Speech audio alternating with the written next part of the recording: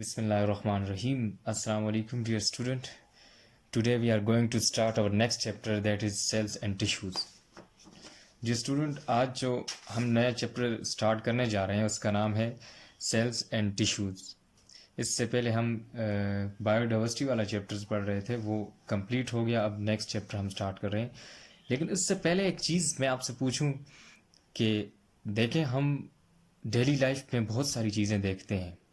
जिस तरह देखें आप, मकान या कोई भी बाड़ी है, इसके अलावा इंडस्ट्रीज़ हैं या कोई गाड़ी है या और कोई चीज़ है, जितनी भी मतलब आपके पास ऑब्जेक्ट्स आपको नज़र आते हैं, आपने कभी सोचा ये किन चीज़ों से मिलकर बना हुआ है? जिस तरह देखें, होम जो है, घर, जब घर बनाते हैं, कोई बंदा मकान बना रहा होता है तो उसको देखें वो कैसे घर बनाते हैं, उसका स्मॉल यूनिट क्या है। देखें फॉर एग्ज़ाम्पल, एक बंदा है वो घर बना रहा है, इस तरह कोई जो ब्रिक्स होती हैं, ईंटें या ब्लॉक्स, वो ऐसे कर कर के बनाते हैं। देखें ये इसके साथ, ये इसके साथ, फिर इनके ऊपर, फिर इनके ऊपर, इसी तरह करते करते करते ये एक दीवार सी बन जाती है आपके पास। और फिर वो बहुत सारी दीवारें मिलके ये आपके पास पूरा हाउस वगैरह बना देती हैं। इसी तरह ये हमारे पास क्या होता है, ये उसका यूनिट है ना। ये देखें, ये एक सिंगल जो है, इसको हम यूनिट बोलते हैं। मतलब कि जिससे बेसिक यूनिट जिससे मिलकर बना होता है, ईंट है या ब्लॉक, जो भी चीज़ होती है उससे मिलकर बना होता है, तो उसको हम कहते हैं उसका यूनिट। या इसके अलावा कोई और आप एग्ज़ाम्पल दें, लेकिन देखें उसका कोई छोटा सा होगा यूनिट जिससे वो मिलकर बना होता है। ऐसे नहीं कि वो हमारे पास सारा जो सामने हमें नज़र आ रहा है उसी से बना हो। उसके बैक के पीछे आप देखें, जिस तरह ये मकान हम बनाते हैं तो उसमें ये यूनिट्स, छोटे यूनिट्स मिलकर फिर हमारे पास एक बड़ा जो मकान वगैरह बनाते हैं। कोई भी चीज़ है उसके लिए बेसिक यूनिट का होना नेसेसरी है, उसके बगैर वो नहीं बन सकती। अब आज का जो हमारा लेक्चर है वो सेल्स एंड टिश्यूज़ पे है। सेल हमारी जो लिविंग बॉडी है, हमारी इंसान है, जितनी भी लिविंग बॉडीज है, आप देखें बैक्टीरिया है, फंजाई है, प्लांट्स हैं, एनिमल्स हैं, जितनी लिविंग बॉडी है ये हमें सामने नज़र आ रही है। जिस तरह वो मकान हमें नज़र आ रहा था, वो बग़ैर ईंटों के नहीं बन सकता, बग़ैर यूनिट्स के नहीं बन सकता। Then how the body of animals and plants can be made और मेक विदाउट द सेल्स और विदाउट द बेसिक यूनिट। और वो जो यूनिट होता है जिससे बना होता है प्लांट की बॉडी या एनिमल की बॉडी, तो उसको हम बोलते हैं सेल।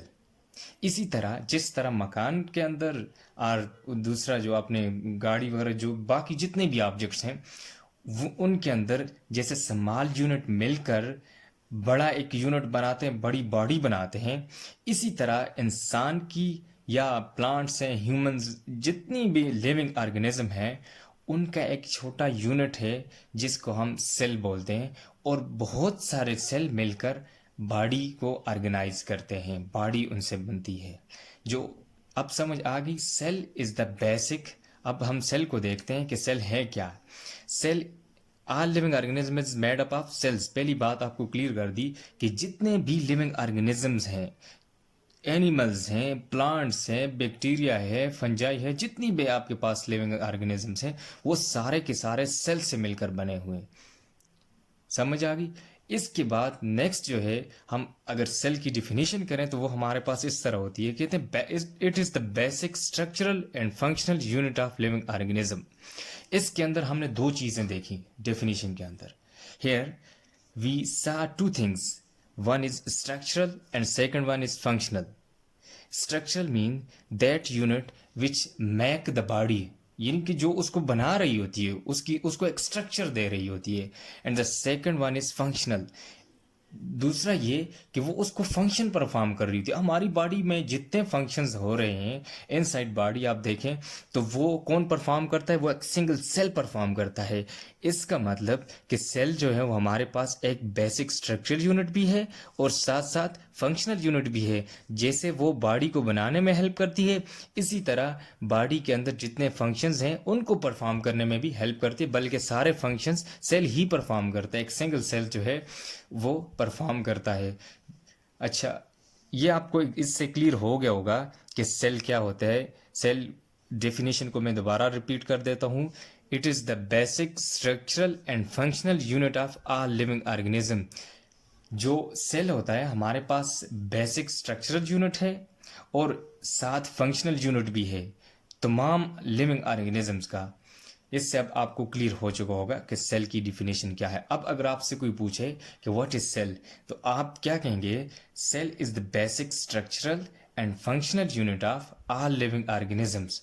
अगर आप आम बंदे को समझाएं, साइंस के अलावा एक लेमैन आपसे पूछे कि सेल क्या होता है, तो आप उसे ऐसे कहेंगे कि सेल जो है हमारे पास जिस तरह एक मकान को हम बनाते हैं उसके अंदर सबसे छोटा यूनिट जो होता है, जिस तरह ईंट है वो जो पूरे मकान या ब्लॉक है वो पूरे मकान को बनाती है, इसी तरह हमारी बॉडी एक छोटे यूनिट से मिलकर बनी होती है जिसको हम सेल बोलते हैं। क्लियर हो गया? अच्छा, फिर कहता है कि सेल्स की जिस तरह कुछ मकान वगैरह हैं देखें वो बहुत सारे यूनिट से मिलकर बने होते हैं, ठीक इसी तरह बॉडीज जो है वो भी क्या होती, एक सेल से नहीं बल्कि बहुत सारे सेल से बनी हुई होती है। तो उस बॉडी को हम बोलते हैं multicellular. Some bodies are made up of many cells called multicellular. कुछ बॉडीज ऐसी होती हैं जो बहुत सारे सेल्स से मिलकर बनी हों, उनको हम मल्टी सेल्यूलर बॉडी बोलते हैं। And while the body composed of single cell is called unicellular. जो दूसरी बॉडी जो सिर्फ एक सिंगल सेल पर मुश्तमिल हो तो उसको हम क्या बोलते हैं? यूनिसेल्यूलर। जिस तरह हमारे पास बैक्टीरिया आ जाता है ये हमारे पास यूनिसेल्यूलर है, या पैरामीशियम में है, ये यूग्लिना है, ये हमारे पास यूनिसेल्यूलर ऑर्गेनिज्म में आ जाते हैं। अच्छा, ये कंसेप्ट आपको क्लियर हो गया कि मल्टी सेल्यूलर क्या होता है और यूनिसेल्यूलर क्या होता है। मल्टी सेल्यूलर ऑर्गेनिजम्स वो होते हैं जो बहुत सारे सेल्स से मिलकर बने होते हैं, उनके अंदर involvement of cells are many, कि उसके अंदर सेल्स बहुत सारे मिले हुए होते हैं। और उसकी एग्जांपल्स एनिमल्स हैं, प्लांट्स हैं, या फंजाई, इसका क्या नाम, दूसरे जितने भी हैं हमारे पास फंजाई वगैरह जो हैं, ये सारे क्या हैं? मल्टी सेल्यूलर ऑर्गेनिज्म हैं। अच्छा, फिर यूनिसेल्यूलर ऑर्गेनिजम्स हमारे पास आ जाते हैं जो सिंगल सेल पे कंसिस्ट हों, उनकी बॉडी सिर्फ एक सिंगल सेल पे मुश्तमिल हो, उसको हम यूनिसेल्यूलर बोलते हैं। जिस तरह हमारे पास बैक्टीरिया है, बैक्टीरिया क्या होता है? यूनिसेल्यूलर होता है। अच्छा अच्छा, अब हम देखते हैं कि इस चैप्टर में हम एक्चुअली पढ़ने जा रहे हैं कि सेल होता क्या है और सेल कैसे बना होता है। क्योंकि सेल की अपनी भी तो स्ट्रक्चर होगी। जिस तरह एक हमने उसका रॉ मटेरियल देखा था अपने घर का, मकान का, उसका जो यूनिट है वो हमारे पास ब्लॉक है। अब वो ब्लॉक भी तो किसी चीज़ से मिलकर बना हुआ होगा, उसकी हम स्ट्रक्चर को देखेंगे। जिस तरह वो किसी चीज से मिलकर बना हुआ है, जाहिर है इसी तरह एक सेल है वो भी तो किसी चीज से मिलकर बना हुआ है। इस चैप्टर में हम सेल को देखेंगे, सेल होता क्या है, और फिर सेल की जो वो मेकअप है देखेंगे वो किस चीज से मिलकर बना हुआ उसको भी देखेंगे। फिर उसके बाद क्या ये सेल कैसे ऑर्गेनाइज होता है एक बॉडी को बनाने में, कैसे ऑर्गेनाइज कर जाता है एक बॉडी को बनाने। अब जिस तरह देखें वो जो ब्लॉक था या वो ईंट थी, वो उसको ऑर्गेनाइज करने के, ये जो पिक्चर में आपको बताया कि इस तरह ऑर्गेनाइज हो के एक हमारे पास एक वाल बनती है, फिर पूरा मकान बनता है हमारे पास। इसी तरह ये सेल किस तरह ऑर्गेनाइज हो के एक बॉडी को जो है बनाते हैं, इस चैप्टर में हम ये पढ़ेंगे। लेकिन इससे पहले हमें एक चीज़ के बारे में पता होना चाहिए कि ये सेल जो है हमें नेकेड आई से नज़र नहीं आता। ये बहुत छोटा जो है एक, क्या आप इसको कह सकते हैं कि ऐसा जो है टाइनी पार्टिकल या ऐसी चीज़ है जो हमें आंख से नज़र नहीं आती, खाली आंख से। तो उसको देखने के लिए हमें किसी इंस्ट्रूमेंट की ज़रूरत होगी, कोई ऐसा इंस्ट्रूमेंट हो जो कि इसके साइज़ को बढ़ा करके दिखाए ताकि हम अपनी आंख से उसको देख सकें। तो कुछ इंस्ट्रूमेंट्स होते हैं जिन पे साइंटिस्ट ने काम किया और माइस को डिस्कवर किया, सेल को। अब कहते हैं कि वो जो इंस्ट्रूमेंट्स हैं जो इस स्टडी को हेल्प किया, इन सेल को जो है पढ़ने में हेल्प किया, इनकी डिटेल्स को फाइंड आउट करने के लिए हेल्प किया, उसको हम माइक्रोस्कोप बोलते हैं। Instrument which is use to see the cell and tiny particles are called microscope. ऐसा इंस्ट्रूमेंट जो क्या करे कि सेल्स को या इसके अलावा टाइनी पार्टिकल्स हैं, इलेक्ट्रॉन हैं या दूसरा प्रोटॉन, एटम्स वगैरह जितने भी हैं, वो जो आप फिजिक्स में पढ़ते हैं, उनको देखने के लिए जो इंस्ट्रूमेंट यूज़ होता है उसके लिए हमें माइक्रोस्कोप की ज़रूरत होती है। इस इंस्ट्रूमेंट को हम माइक्रोस्कोप कहते हैं। अच्छा, अब नेक्स्ट आते हैं microscopy. That what is microscopy, कि माइक्रोस्कोपी क्या होता है। The use of microscope is called microscopy, कि माइक्रोस्कोप के यूज करने को हम माइक्रोस्कोपी कहते हैं। कि आपसे कोई पूछे कि व्हाट इज माइक्रोस्कोपी, आपने कंफ्यूज नहीं होना, आपने ये कहना है कि the use of microscope is called microscopy, कि हम जब माइक्रोस्कोप को अपने पर्पस के लिए इस्तेमाल कर रहे हैं तो उसको हम कहेंगे माइक्रोस्कोपी। आपका जो भी पर्पस है उसको यूज कर रहे हैं तो वो उस यूज को हम क्या बोलेंगे, माइक्रो। ज़ेचेरस जेनसन एक हॉलैंड का साइंटिस्ट था जिसने 1595 में पहली माइक्रोस्कोप डिस्कवर की थी, या पहले इसकी तरफ उसने स्टेप लिया था। एक ट्यूब के साथ दो लेंस उसने लगाए थे दोनों एंड्स पे, जो क्या करते उसके सेल्स या कोई पार्टिकल था उसकी मैग्नीफिकेशन रेंज को बड़ा करते, यानी कि उसको बड़ा करके दिखाता था। और इसकी मैग्नीफिकेशन थी 3 टाइम्स टू 9 टाइम्स, यानी कि कोई ऑब्जेक्ट है उसको 3 टाइम्स से लेकर 9 टाइम्स तक बड़ा करके दिखाता था। फिर इसके बाद एक साइंटिस्ट था आंटन वैन लीमनहुक, जो 1632 से लेकर 1723 तक इसका लाइफ स्पैन था। एक डच साइंटिस्ट था, made much better microscope and observe small organism under it. इसने क्या किया कि बहुत ज़बरदस्त microscope as compare to the Janssen, उसने अच्छी माइक्रोस्कोप बनाई और उसके अंडर उसने स्मॉल ऑर्गेनिजम्स को स्टडी किया। क्योंकि जब सेल्स उस वक्त तो क्लियर नज़र नहीं आ रहे थे तो इसने सेल्स को ऑर्गेनिजम्स का नाम दिया। Magnification was much more than 250 times, कहते कि उसकी जो मैग्निफिकेशन पावर थी वो 250 टाइम्स ग्रेटर थी। कि मैग्निफिकेशन का मतलब होता है किसी चीज़ को बड़ा करके दिखाना। कि एक ऑब्जेक्ट है, ये देखें, एक मेरे पास एक ये छोटा सा टाइनी पार्टिकल है, सेल कंसिडर कर लें कोई भी चीज़, इसको 250, ये इसका एक टाइम है, इसके 250 टाइम आपको बड़ा करके दिखाएगी। इसको हम मैग्नीफिकेशन पावर, और ये इसकी मैग्नीफिकेशन पावर जो थी वो 250 टाइम्स थी। He consider to be the first microscopic, इसको पहला माइक्रोस्कोपिस्ट कहा जाता है। इसने पहली माइक्रोस्कोप जो है इंट्रोड्यूस की थी, ये वाली माइक्रोस्कोप थी। अब देखें ये वाला, यहाँ पे इसने लेंस लगाया हुआ था, ये एक सैंपल होल्डर था जिसने उसको होल्ड किया हुआ था, और ये फोकस नॉब थी जिसके ज़रिए इसको फोकस कर रहा होता था। कोई चीज़ इधर रख के तो इसके ज़रिए इसको नॉब फोकस करता था, कि आगे पीछे करके इसके ज़रिए फोकस करना। जिस तरह लेंस जो है ना, लेंस का काम होता है फोकस करना, और यहाँ से इसको आगे पीछे करके ये फोकस करता था। अच्छा, फिर उसके बाद मैग्नीफिकेशन और रेजोल्यूशन की तरफ आ जाते हैं कि मैग्नीफिकेशन और रेजोल्यूशन क्या होता है। Increase in size of object is called magnification. किसी भी चीज़ का साइज बड़ा करके दिखाना उसको हम बोलते हैं मैग्नीफिकेशन। ठीक, आप देखिए अक्सर पिक्चर लेते हैं मोबाइल के अंदर, तो देखिए दूर बंदा होता है तो वो आपके नज़दीक नहीं हो रहा होता, आप उसको देखना चाहते हैं लेकिन आपको नज़र नहीं आ रहा, तो साइज़ छोटा होता है। लेकिन आप उसको जूम करते हैं, देखिए साथ उसके फिर आपके वो उसकी मैग्नीफिकेशन भी लिखी आती है कि इतने मल्टीप्लाई में इतने इतने टाइम्स इतने, वो आपको नज़दीक करके और उसको बड़ा करके दिखा देता है।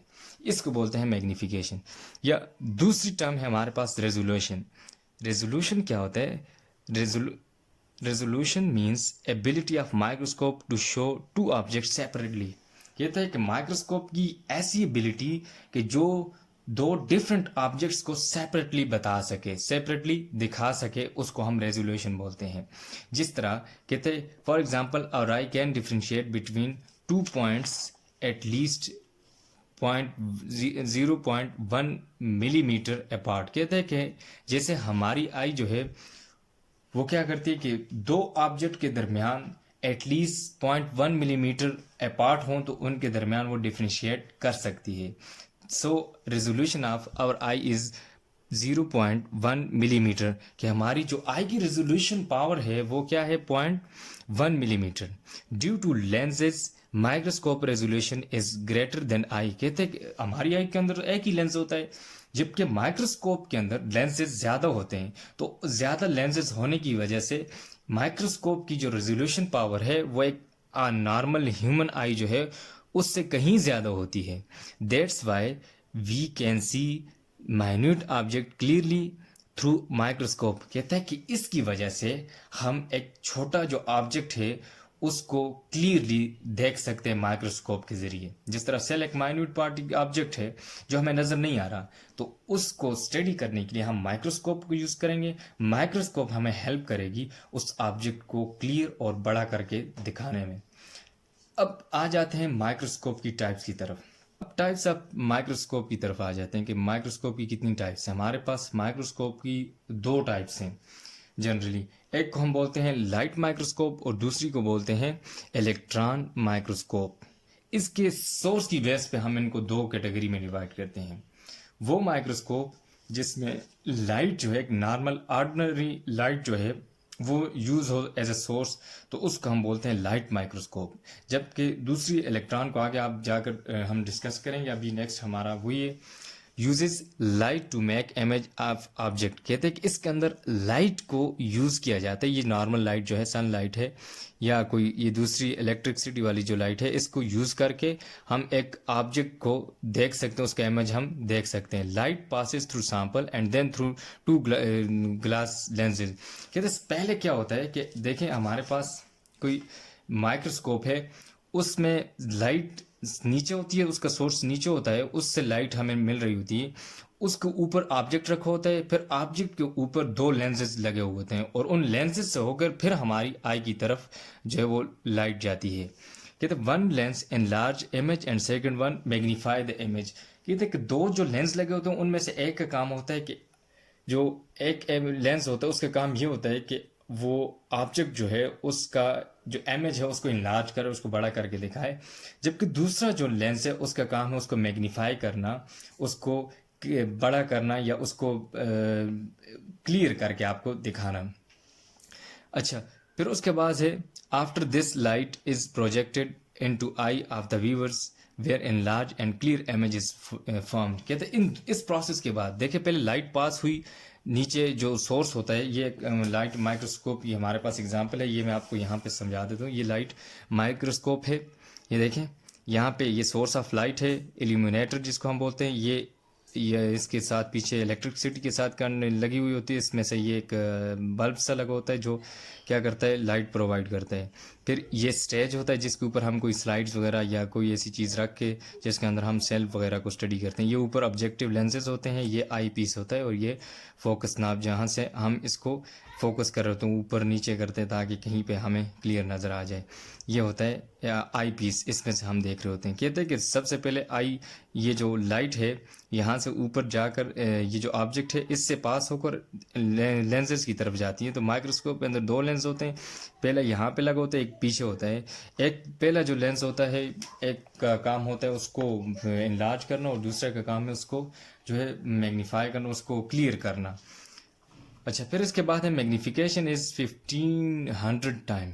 इसकी मैग्नीफिकेशन जो पावर है वो 1500 टाइम है, यानी कि एक ऑब्जेक्ट जो है उसको 1500 टाइम्स बड़ा करके दिखाती है। And resolution power is 0.2 micrometre की। इसकी जो रेजोल्यूशन पावर जो है वो 0.2 माइक्रोमीटर है। And 1 micrometre is equal to 1/1000 millimetre, कि 1 माइक्रोमीटर 1/1000 मिलीमीटर के बराबर होता है। यानी कि 1000 का एक पार्ट जो है वो आपको इतना बड़ा करके और उसको बड़ा करके दिखाता है। ये देखें कि अगर एक ऑब्जेक्ट है उसका माइक्रोमीटर कितना होता है, ये देखें 1/1000, ये उसका एक हिस्सा है, 1000 का एक हिस्सा 1 माइक्रो।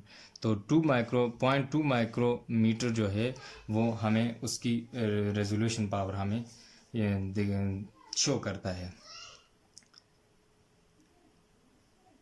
अच्छा, इसकी जो मैग्निफिकेशन पावर है वो है 1500 times and resolving power is 0.2 micrometre and 1 micrometre is equal to 1/1000 millimetre, कि 1 माइक्रोमीटर जो होता है 1/1000 मिलीमीटर के बराबर होता है।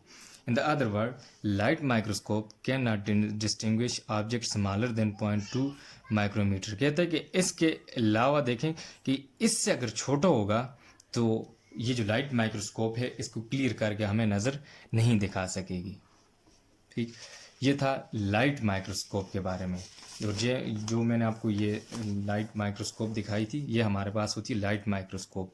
यहाँ पे ये देखें ओनियन सेल्स आपको शो की गई कि इसके अंदर हम देखें तो इस तरह की हमें डायग्राम नज़र आएगी। ये ओनियन सेल्स हैं। इंशाल्लाह हम ये वाला जो प्रैक्टिकल हैं वो परफॉर्म करेंगे लैब के अंदर। अच्छा, अब आ जाते हैं इलेक्ट्रॉन माइक्रोस्कोप की तरफ कि इलेक्ट्रॉन माइक्रोस्कोप क्या होता है।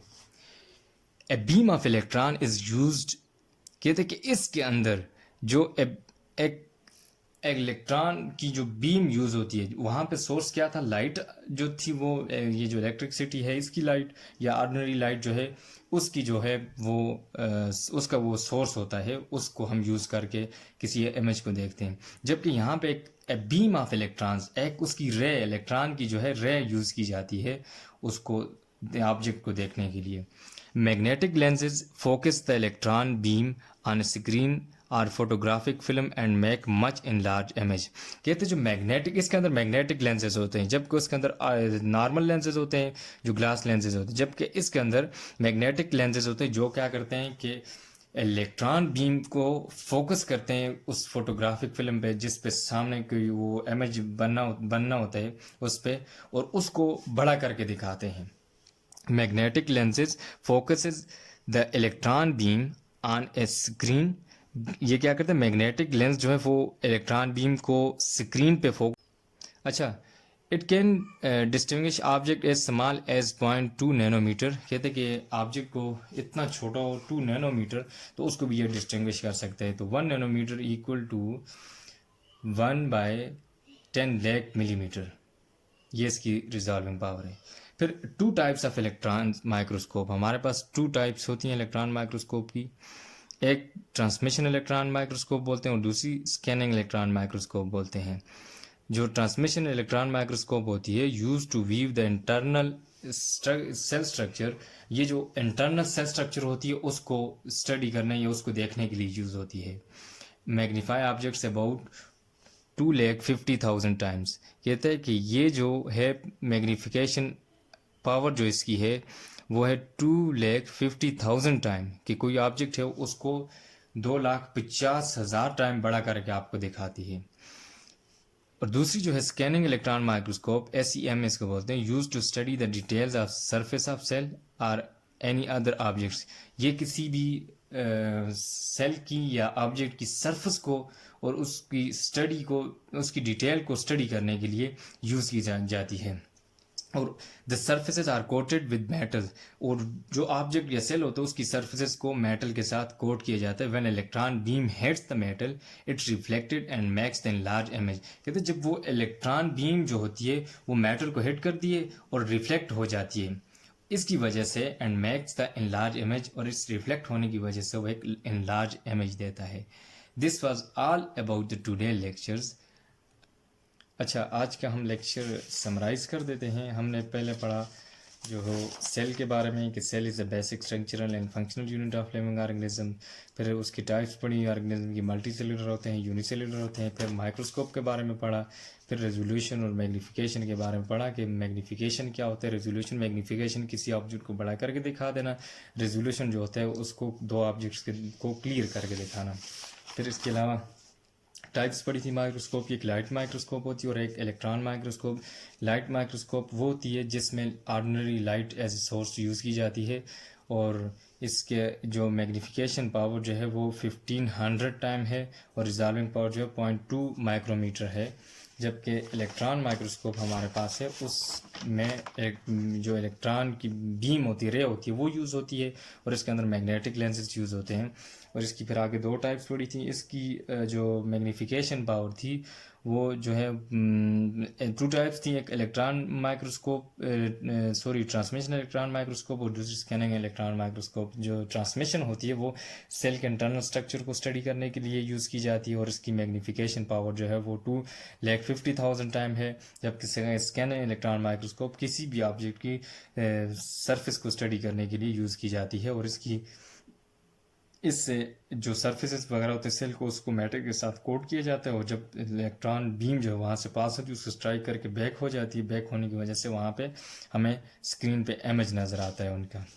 यह था आज का हमारा लेक्चर। और आप लोगों की जो होम असाइनमेंट है, आपने ये जो माइक्रोस्कोप है इसकी एक डायग्राम ड्रा करनी है। जो लाइट माइक्रोस्कोप है बुक के अंदर ना, इसकी जो है एक आपने डायग्राम ड्रा करनी है, ये वाली। इसकी इसी तरह आपने डायग्राम ड्रा करनी है और इसके साथ पार्ट्स को बताना है कि कौन सा पार्ट है और इसका फंक्शन क्या है। बहुत शुक्रिया, अल्लाह हाफिज़।